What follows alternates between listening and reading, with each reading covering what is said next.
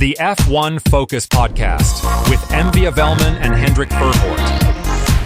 Welcome to Formula One Focus. Hendrik is here to chat to us about this controversial, in a nutshell, weekend at Monaco where the compulsory two-stop strategy was introduced. I thought it was a bit of a bore. Hendrik, welcome back, and you've got a bit of a contrary opinion on that. Yeah, absolutely. Nice to be back with you again after a while. Glad to see that you're okay and that your technical problems have been sorted out. So great to be back on this platform. And yes, I was asked by a media outlet on Monday, the day afterwards, surely you did not sit with big expectations, sit down and began to watch the race. So surely you knew that it was going to be a Borefest and it's not going to work. I said no. I actually did sit down with a lot of expectations to see how this unique regulation is going to work in Monaco. And I've got to tell you, I found it an intriguing race. I really did find it an intriguing race. There were so many different possibilities. The race outcome itself, if you just think about it, the outcome of the race itself, who was going to win it, was up in the air until one lap from the end. Because Max Verstappen was leading, but he still had to go to the pits. And if he held out and there was a red flag and they had to stop the race, he would have been able to go to the pits, change his tires as per the regulation, and keep his place at the front of the field. He would have then won the race, like it's happened in the past before in Monaco with a red flag. That could have happened at any point up till the penultimate lap. If you look at the positional changes at the back, the two teams that did employ these left field tactics by using the one driver to slow the others, those behind him, slow them down and to create a gap for the leading driver. Both of those teams ended up getting both their cars in the points, both Racing Bulls and Williams. To me, that's really the object of the exercise. How do you maximize your chances as a team to score as many points as possible? But, let's just get two things out of the way at the beginning. First of all, Monaco is not going anywhere. People are saying, yeah, we should stop racing in Monaco. But believe me, Formula One is not going to lose Monaco. That event is going to stay there for the foreseeable future. There are many reasons for that, mostly financial, but also, the spectacle and the glamour and everything that goes along with it. I suppose that's all got to do with money. And the second thing is we are never, ever going to see an overtake fest in Monaco, in the streets of Monaco. We've never had it. We've been racing there. Cars have been racing there since 1929, okay? The Formula One World Championship has been there for 71 years now. And for probably 50 of those years, it has been incredibly difficult to overtake. And the circuit layout has not really changed. Substantially, it hasn't changed at all in all those years. So it is not going to change substantially in the future. It's not possible. It's not feasible for that to happen. The layout is not going to change. So we are not ever going to see an overtaking fest in Monaco. So let's just get those 2 points out of the way. And the other thing is also, I've said it on many occasions, I don't think an exciting race is necessarily one where you have positional changes all the time. You can have an exciting race without any positional changes, but with hard racing. What we're talking about hard racing is where, people are put under pressure and people have to withstand that pressure and soak it up and not make mistakes or force somebody else into mistakes and stuff like that. That, I think, is probably arguably as exciting as watching how a driver can set up an overtaking maneuver and pull it off. So again, I really don't define an exciting race by the number of overtaking maneuvers that we see. Yes, obviously that adds excitement. Obviously, it's part of racing to see overtaking, but that cannot be the only criteria to have an overtaking or to have an exciting race. And the other thing is also, we are continuously being told that Formula One is a team game or team sport. Continually, we are told that, we win or we lose as a team. We often see, when the driver makes a mistake, the team principal would say, yeah, it's a driver that made the mistake, so we lose as a team. Or if the pit crew makes a mistake and the driver gets penalized because of that, it's a question of we are a team, we win and lose as a team. And here we saw in Monte Carlo last weekend, where teams actually played as teams, raced as teams. and people are complaining about that. I mean, what do you expect them to do? If you are a team, then surely you're going to try and maximize your opportunities as a team. And in Monaco, it just happened that the tactics that both Racing Bulls and Williams, and later on Mercedes themselves, employed, that was actually playing the team game. It wasn't manipulating the result. Not as Carlos Sainz has said afterwards, we are manipulating. We are not manipulating the results by playing the team game. If you think about, back to just fairly recently, 2021, the infamous Abu Dhabi Grand Prix, the championship decider in Abu Dhabi in 2021, who played a crucial role there to ensure that Max Verstappen won that race and scored his first championship. His teammate, Sergio Perez, held up Lewis Hamilton in that race in order to give his teammate the maximum opportunity there. We have often seen it earlier this season even, where a leading teammate would try and keep his teammate who may be behind him, who is behind him, inside the DRS zone so that he cannot be attacked by somebody else from behind him. That's team play.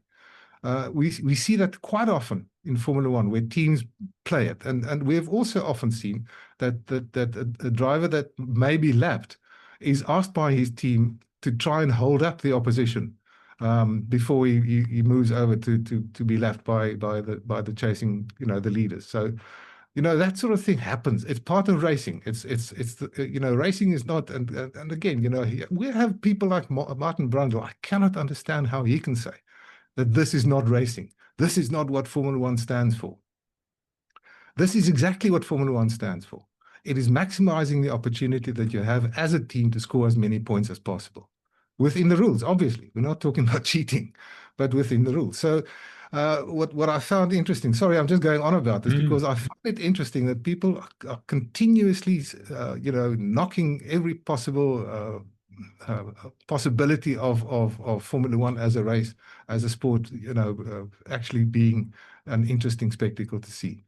Most of the critics, if not all of them, afterwards, after the race, they all said it was a failure. The experiment was a failure, and this is not what the sport is all about. And we should do something about the circuit, and we should not go to Monaco. Even sometimes, some of them said it. But to almost the last one of them, everyone added, yes, there was some excitement. Yes, there was some jeopardy in the race. Yes, there was some unpredictability, but it was a failure. I mean, come on, how can you have the one and not the other? It doesn't make sense to me to say, well, the whole thing was a flop, but there was some excitement. Yes, there was some changes in the field. Yes, there was some interesting tactics and interesting strategies. I mean, come on, you have one or the other. So yeah, that's a bit of a rant from me, and I'm sorry that I'm not part of the majority that have been knocking last weekend's Monaco Grand Prix. I found it an intriguing race. What's interesting to me is the fact that it was tried at Monaco. And we know one of the problems with the season so far is that most of these races, I think all of them, so as a matter of fact, were one-stop races. And the idea was, to introduce a compulsory second stop would spice things up a bit. Now, the situation in Monaco lends itself to, drivers driving extremely slowly and keeping drivers behind them. What about on different tracks? For example, a faster track like Imola or a Monza, for that matter, if you have a compulsory two-stop, it won't be that easy to back other drivers down, back them down or back them up and do the same kind of thing. Will that maybe not work better at a more high-speed, typical classic racing circuit? I think we did say that. Why don't they do it with every race? Yes, I agree. And you will not see this tactic, but this tactic is the one that is ideal to be implemented in Monaco, specifically because of the nature of the circuit. It won't be, as you say, it won't be as easy, and it probably will not be an option at other racetracks where you can overtake. Yes, you can overtake at Imola. We did see that a week before that. There were some overtakes there. You can actually overtake at Imola and at other, so-called hard to overtake tracks. So I personally cannot see, I haven't really thought it through, but I cannot see why they don't. In fact, I don't see why they don't just throw it open. I've said this before, I think, as well. Just throw it open. Give every team all three compounds and say, use the three compounds throughout the race as you want. You move out of stop. You don't have to use, everything, all three. Um, but in some cases, it might be better to use the softer one, the softest of the lot to start off with to make some places, and then change to a harder one, or go on the hard for the entire race. But you've got to look after it. You cannot go flat out with it. Stuff like that. I think this is not well thought through, but I'm saying that yes, I think there are ways in which we can change this. Let's just quickly go back to Monaco. There are some suggestions. Alexander Wurz, who's the chairman of the Grand Prix Drivers Association, did come up with some suggestions over the last weekend where they could actually make some layout changes of the track to increase the possibility of some more overtaking. And I think that is certainly one of the options we should look at. If you can do it, if it's financially feasible to change the layout, and he's not talking about anything drastic. He's saying there are 3 spots in the current layout where you can just, if you just move things around a little bit. The first one, he says, is at the Lowe's hairpin. It's not known as the Lowe's hairpin, but I call it the Lowe's hairpin.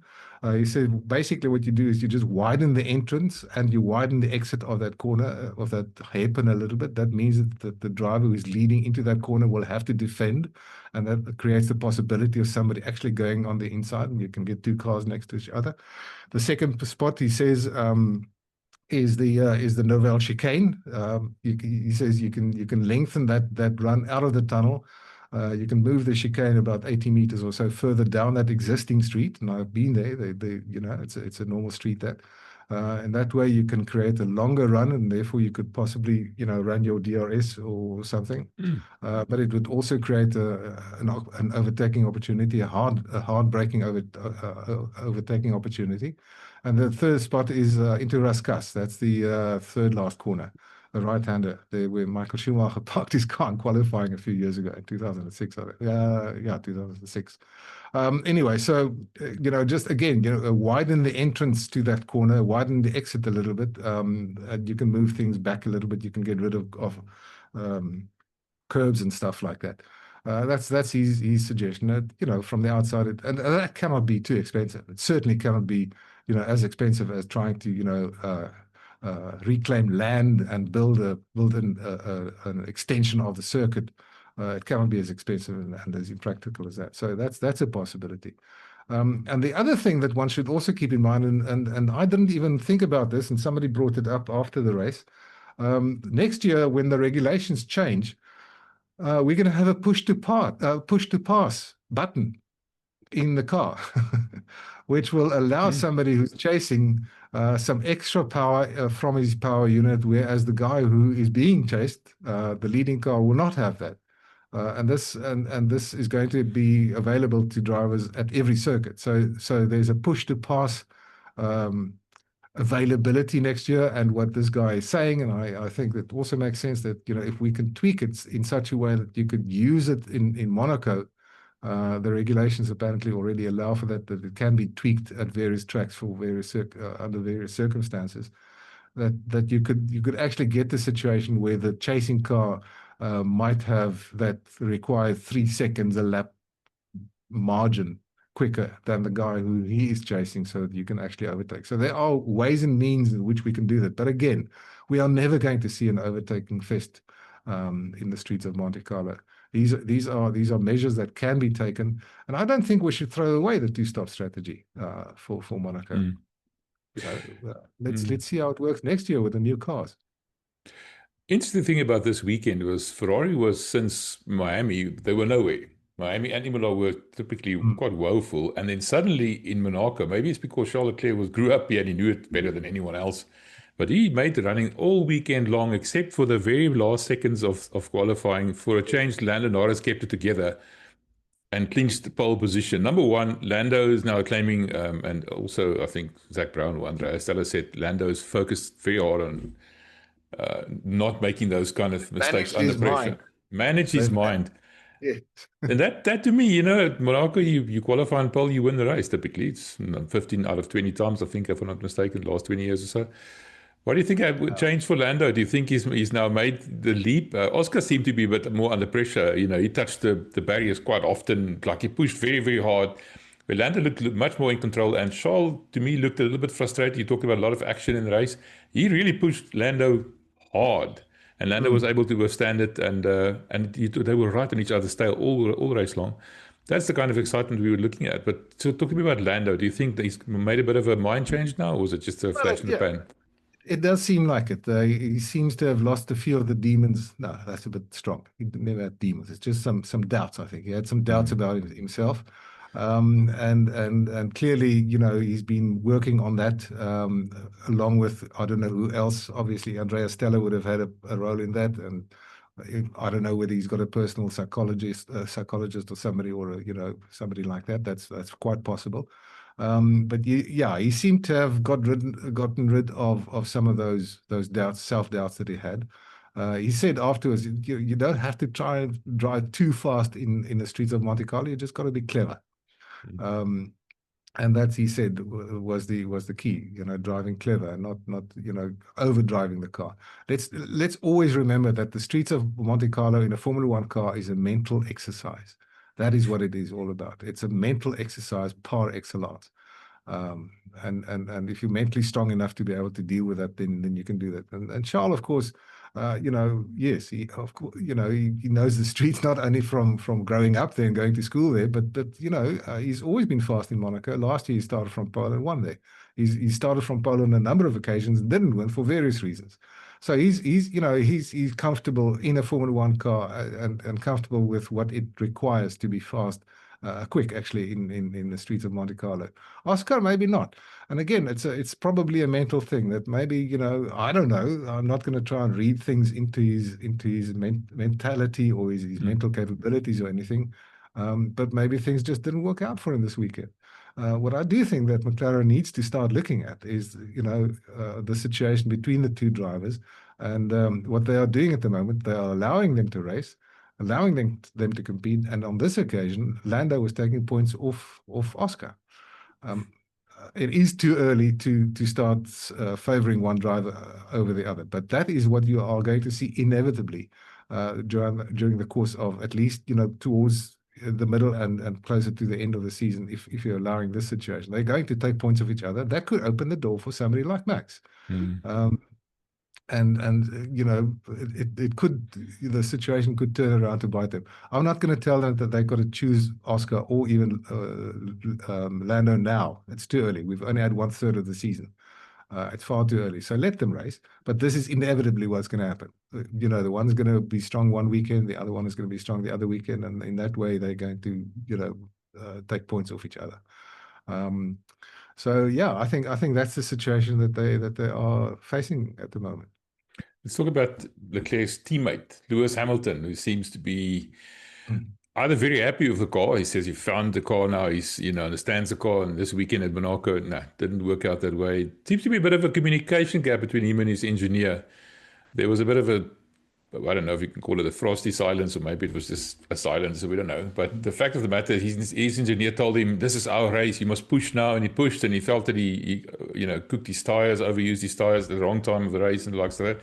What's happening there? Do you think Hamilton, the shine is off this Ferrari move now? I mean, he seems to be, to me, a little bit, I don't know, frustrated. Maybe that's the right word. Yeah, I don't think so.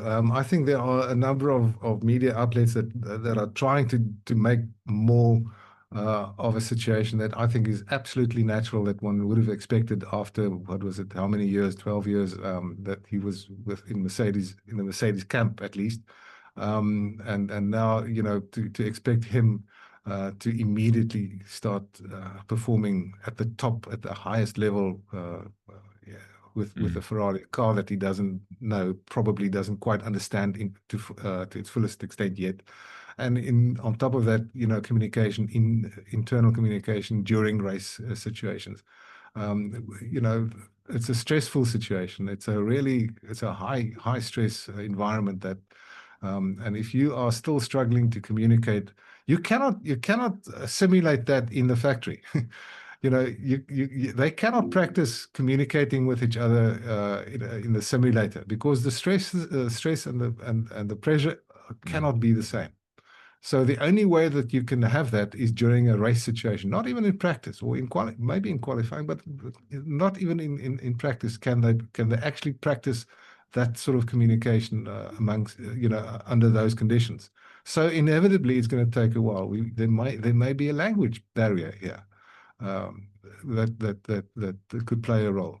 I'm sure they're talking about it behind the scenes. I'm sure that they are trying to improve it because it's to the benefit of everybody, for him and his race engineer, Adami, to communicate well and effectively and to understand each other well. But it's going to take a while.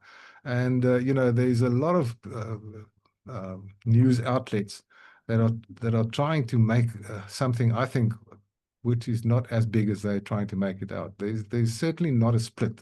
There's no sign that I can see that there's a serious split between the two of them. That there's a rift between the two of them, that they cannot get along, or that they, yes, there seems to be a communication problem, and yes, at some points, and we heard that there may be some misunderstanding, and in the heat of the moment, there might even be some harsh words. That's to be expected. Also, keep in mind that we do not always hear the entire conversation.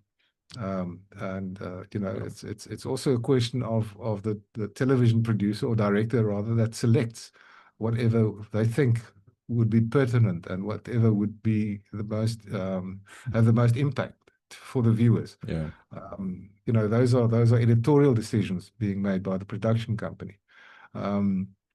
And also, there was also a story that after the race, when Lewis asked his engineer whether he's angry with him that he's ignoring him, and Adami didn't reply back. Again, we didn't hear the entire conversation, but according to Fred Vassier, it was normal practice. That's normal practice for them because it's the circuit has so many corners and there's such a high level of concentration required by the driver that you do not talk to him all the time, and you do not talk to him at any point in the race. They are only selected they decided that there are only two areas basically where they would talk to the driver, and that is in the tunnel when he's not concentrating on cornering or braking, and down the main straight. So if Lewis then asked his engineer after the race, shortly after completing the race, are you angry with me?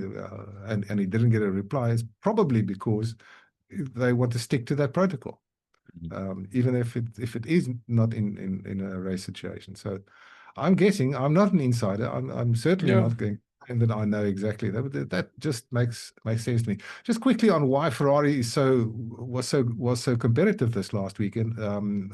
I think it has got to do with the fact that they didn't have to run the car as low to the ground in the streets of Monaco as they would normally do at a normal racetrack to maximize the downforce, because A, you don't have the kind of high-speed corners and high top speeds that you have at a normal track, and B, you have to run the car a little bit higher because of the bumps in the road. So they probably, had the benefit of a car that is absolutely set up for tight corners and a bumpy circuit, because it ran a little bit higher than they would like to run the car at a normal racetrack. And I think the question is going to be, after Imola, where they were not that competitive, what is going to happen in Spain this weekend in Barcelona, which is another track that's got high-speed corners and where you would like to, run the car in the ideal setup to get the maximum downforce. So we'll have to wait and see if that happens. Then, of course, this weekend we're going to have the regulation change, the technical directive from the FIA that they're going to clamp down on flexi wings, mostly the front wings, the nose wings, but also I suppose the rear wings. Is that going to have an influence? We'll have to wait and see. Jos Verstappen certainly thinks it's going to have an influence. He was going on about it's been too long and the teams have benefited from it too long and blah, blah, blah, blah. Talking about Verstappen, his performance this weekend just showed again what a brilliant driver he is. I mean, Imola, he won because of that overtaking move that he made on turn one against Oscar that caught everybody by surprise, every single person except Max Verstappen. But this weekend, despite his best efforts, that Red Bull is just not up to pace quite yet, and I'm not sure if they're going to make it, if they're going to get there. What is your impressions of the Red Bull performance? I think let's Monaco is so much of a one-off that I don't think one should take too much out of their performance, or, or, or come to much of a conclusion about their performance after this weekend in Monaco. I think let's wait until Spain. Let's see what happens there, because that's a normal racetrack, as I said, with high downforce for tight corners, and also good aerodynamics for the fast corners and the main straight. So it's they had this update for Imola, and that clearly worked for them. Let's see if it works in Spain as well. And just on Jos Verstappen, we'll just sort of let him have his say. I would not put too much on what he says. Toto Wolff says that they think there's going to be a major change in the pecking order after this coming weekend. I would maybe take him more seriously than I would take Jos Verstappen. But we will have to wait and see. The McLaren is not concerned about this, or at least not in public. Ferrari is expecting to. That's the other one. Fred Vasseur has also said, maybe from this weekend onwards, with the change in the regulation, or the change in the application of the regulation, he expects a big shake-up, Fred Vasseur. So, but these are the guys who would like to see it, isn't it? These are the guys who would like to see the shake-up. They're saying they're expecting the shake-up. I'd like to hear what they say afterwards if there's no shake-up this weekend. I don't really think there's going to be too much of a change. Talking about excitement, George Russell passing Alexander Albon off the track basically and refusing to give back the place and rather taking the penalty. I mean, that's a bit of a harsh thing that happened, a statement to make as well. I mean, they actually slapped him with a drive-through rather than a 10-second. I don't know if he anticipated that, but that just cannot be allowed, don't you think? Yeah, I mean, he should have anticipated that. The drivers were told before the race in the drivers' briefing that if there's any deliberate overtaking off the racing off the circuit, because of the nature of the track and because of what they expected, everybody expected the team tactics that were deployed by those teams anyway. So, and I suppose everybody would have deployed them anyway. So the drivers were told, do not try and gain a position by going off the track, in which case you will be severely penalized. Now the stewards have this range of penalties that they can use. They've got 5-second, 10-second drive through. They could even have given him a stop and go penalty. And I don't think he did his own case very any favors by announcing on the radio, "I don't care, I'll take the penalty." Stewards would have heard that anyway. So, the director of the Drivers Association saying that, no? Yes. So I think there is a case to be made that there should be harsher penalties for deliberate breaking the rules by the drivers. There should be more consequences and we've seen this on a number of occasions where the guys take shortcuts and they expect a 5-second penalty, and then they open up that 5 or 6 or 7-second penalty. They get that penalty, but then it doesn't have any effect. We need harsher penalties for that kind of thing, I think. And poor old George. I mean, everybody I think understood where he came from. You're driving 3 or 4 or 5 seconds per lap off the pace. It must be extremely frustrating for somebody that is used to the speed and the handling of a Formula One car. And he did say afterwards, "I didn't really care." In fact, and he's right, he finished higher up than he would have finished if he didn't get the penalty. He finished 11th. He would have been 12th or 13th. Not that makes any difference in terms of points. But he said at least he could then go flat out and he could enjoy the circuit the way he would have liked to enjoy the circuit, by going as hard and fast as possible. So he said, well, that's the price that he paid. But that I think the more serious thing is, that is gaming the system that I think should not be allowed. If you do that, gain an advantage, an illegal advantage, and then not get a substantial penalty for that. That penalty should at least negate that advantage that you gain. And of course, you can't know beforehand what kind of advantage the guy would have. So you've got to have a strict penalty, maybe a drive-through or a stop and go. Yeah, but I mean, also maybe that is a possibility that they would not do it. Maybe an off-track penalty as well. I mean, the fact that you deliberately chose to do it and refused to give back the place is Yeah, well, that's more. what I'm saying. It was an illegal Yeah, I'm advantage. saying more than the time penalty, maybe a license penalty points or something like that. There has to be more consequences to that than just Yeah, simply a well, you know, racing penalty. if you know that the only penalty that you're going to get because of that is a drive-through penalty, that you're losing 20 or 30 seconds depending on the track by getting that. That is extremely hard to overcome, you know, by just taking the penalty. And the stop and go is even worse. That's probably closer to 40 or 50 seconds that you're going to lose. If you know that that is a possibility hanging over your head, if you try to get that illegal advantage, you're not going to do it. So Yeah. that is probably quite sufficient, but Yeah, but I there's mean, got more consequential penalties. in Monaco, the chances of a safety car are so big that you can easily negate that penalty.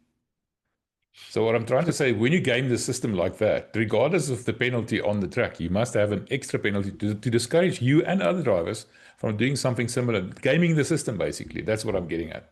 Yeah, well, that is exactly gaming the system. Driving slowly to open up a gap for your teammate ahead of you, that is not gaming the system. That is playing the team game. But gaming the system is by you know, deliberately getting a penalty because you know you can negate the effect of that penalty during the race. That is gaming the system, and that you don't want. Yeah. All right. Lastly, we talked about, you mentioned simulators earlier when you spoke about Lewis and his engineer can't practice on the simulator, and we talked about levels of frustration. Now, if ever I've seen a Formula One driver being frustrated, Fernando Alonso is the walking epitome of that. And I asked you the question before we started recording, do you think there's something to this frustration? Is he maybe, you know, paving the way to leave? Or you mentioned about Adrian Newey being at Monaco. Is this a bit of a longer term thing? What's happening at Aston Martin specifically? Yeah, I think he's looking forward to 2026. I think that was the prime reason why he joined Aston Martin. Aston Martin wasn't competitive when he joined them, and he probably knew that despite the fact that they, you know, that they were upgrading their facilities, and Lawrence Stroll probably told him that he's chasing down Adrian Newey and that sort of thing. He probably knew that the first chance that he would be able to again be competitive would be in 2026, and he's pinning all his hopes on that. Yes, obviously he gets frustrated during the race. He's a racing driver. You know, if things don't work out, if things go wrong, then you're going to be frustrated. And you know, he's a Spaniard, so he's gonna tell the world that he's the worst. He's got the worst luck in the world. He's the unluckiest driver in the world. He's going to say that, and I'm sure he feels like that at that specific moment. But I do think that he's got the longer term vision. That's why he's still, you know, going to continue in Formula One at least next season. Because he thinks that's the best opportunity that he will have to maybe even clinch another championship. That is what's driving him. The same as Lewis Hamilton. I don't think he expected really to be able to challenge for his 8th title this year. I think they're all waiting for you know, the older guys. They are waiting for 2026, and then they will probably decide, you know, where they're going with their careers. But Fernando has now just been appointed an ambassador for this week for the Barcelona track. Obviously, there are all kinds of politics going on behind the scenes between Madrid and Barcelona. Next year, both of them are going to be on the calendar. But what's going to happen after that? And Barcelona has decided they're going to appoint Fernando Alonso as their ambassador in order to keep a high profile. Keep the attention of the media on Barcelona as a circuit, as a Formula One circuit. So, yeah. Just speaking about Adrian Newey, it was interesting. He was in Monte Carlo this past weekend, and he had an interesting thing to say about the facilities that Aston Martin have at the moment. He said they've got probably have the best wind tunnel of everybody. The new wind tunnel. They've got the best manufacturing facilities. But he says the one place that they are not quite there yet, he says that the weak point that they have at the moment is their driver in the loop simulator. He says that they're not getting the correlation of the data that they gather in the simulator between that and the data that they get at the racetrack. So he says that's the one weak point that they have at the moment.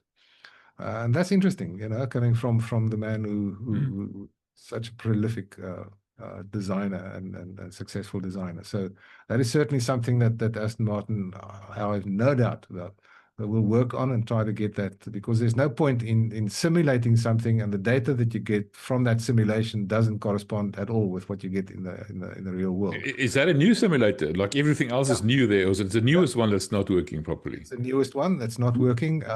Andy Cowell did say also in reaction to that, yeah, but of course we are still, we are still Calibrating it. Calibrating it. We are still working on it. We are still trying, so that's going to take a while. Adrian said it's going to take them 2 years. And he said, no, it's not going to take that long. It's a normal process of calibrating. So I don't know, we'll have to wait and see. But that could be an indication of where, some of the problems have been lying. And it does seem after Imola and also Monaco that Aston Martin is starting to improve in terms of their performance. Maybe not reliability, but the performance, they were certainly very strong in qualifying in Monaco. Alonso was. And Imola, they qualified in the top 10. Yeah, absolutely. And at Imola, yeah. So, maybe it's a bit of an uptick, and let's hope for their part that it is, and let's hope that it continues this weekend in Spain. Right. You mentioned earlier that this weekend in Spain is going to be the new technical directive. Lots of eyes going to be focused specifically on McLaren. Lots of people think that McLaren will be negatively affected. You mentioned earlier they're very serene about it, not concerned. So next week when we talk again, we'll chat about that, because I think there's going to be a few feathers ruffled. I've got a funny feeling it might not be who we expect it to be. So let's talk about that next week. I'm looking forward to that. Yeah, absolutely. As I said, I don't think there's going to be so much of a change in the pecking order. Because of that specifically, but I do think it's going to be a race where we're going to see high temperatures again. The predictions are for high ambient temperatures and therefore for high track temperatures. That, of course, always has an effect on the performance of the various teams. So I expect McLaren to be strong, and I expect Mercedes to be weak. Williams is sort of the surprise package of the year for me. Yeah. The only thing I wanted to say about this technical directive, they gave such long notice of it that I'm sure the teams would have all made a plan by now to not be affected by it. Maybe even gradually stiffening up the wing, whatever it might be. So by the time that the actual test gets done, the teams won't be affected anymore. Because we see McLaren not being that dominant anymore, I suppose. Yeah. But let's not forget that the front wing is but one element of the aerodynamics of the car. So that only determins the airflow over the rest of the car. So if you stiffen it up, it's going to have an effect on the way in which the air flows, over the top of the car and specifically underneath the car, and around the brakes. Apparently, the front wheels and the rear wheels and the front brakes and the rear brakes and everything. Yeah, but you know where I'm going with the brake comment that I made there. Yeah, I know. Yeah. But it's not you can't just take one front wing and change it and put another one on and leave the car as it is. You have to change the rest of the aerodynamic design of the car as well. So if you have to change, it's a big change. Just on the subject of circuit changes, you mentioned about the possible layout changes that would benefit Monaco. I think Barcelona is such a much better circuit since they've taken away that final chicane. To me, it makes it a different track altogether, don't you think? Yeah. It's going to be a pity to lose Barcelona. I think it's a great circuit, and we've seen some very, very fantastic races in the past there. Even though the teams know the circuit very well, they used to go and test there. They don't anymore in winter, but they used to go and test there. As you say, after taking that silly chicane away in the penultimate before the final corner, it's a much better circuit. It's really going to be a pity to lose that. I'm not that convinced about the street circuit in Madrid. I thought Madrid's going to replace Imola. No. Well, they could replace Imola. We don't know because Imola has not been, but both Barcelona and Madrid are on the calendar for next year. Okay. It's just Barcelona is going to be earlier and Madrid is going to be later in the season. But talking about that, there's been an interesting revelation over the past few days, and we'll have to see how that pans out. And that is apparently Morocco has entered the fray in the battle to get the Grand Prix to the continent of Africa. We know about the two, possibly even three efforts from South Africa. We know about Rwanda. We know Formula One definitely wants to be in Africa, and now Morocco has come to the party apparently, with a design and a whole facility around the coastal city of Tangier. And that, of course, makes a lot of sense from Formula One's point of view. Logistically, it's going to be much easier to get there from Europe. Morocco does have some history of Formula One. There used to be a Moroccan Grand Prix, not part of the World Championship, but there used to be a Morocco Grand Prix earlier. So there is some link, a very tenuous link. Apparently, the facility, will be a standalone facility. In other words, it will be able to host not only Formula One but also MotoGP and WEC, and they will also have, all the normal facilities like concert halls and hotels and whatever the case may be. Apparently, $1.2 billion or something involved.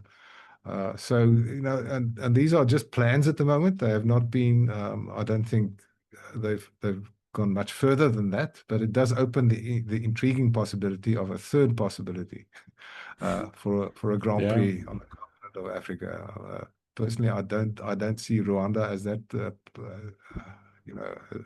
as that strong a possibility. I personally do not see it happening in South Africa. So yeah, if it happens in Morocco, good luck to them.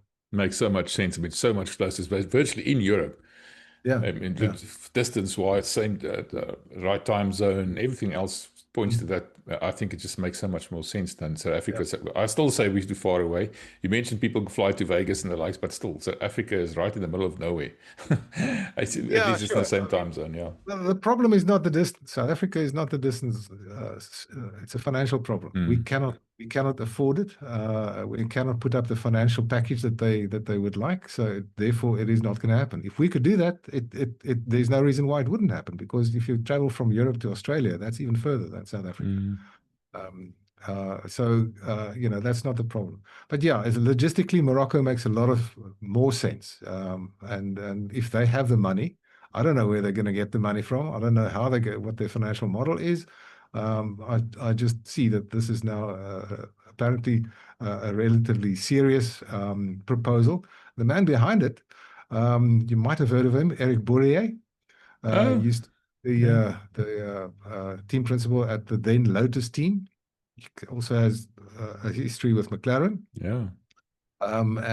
He used to be the director or the guy in charge of the French Grand Prix at Paul Ricard for the 3 years. He was in charge there. So I mean, he's got real credibility as somebody that could drive this prospect. Apparently, it's their initiative.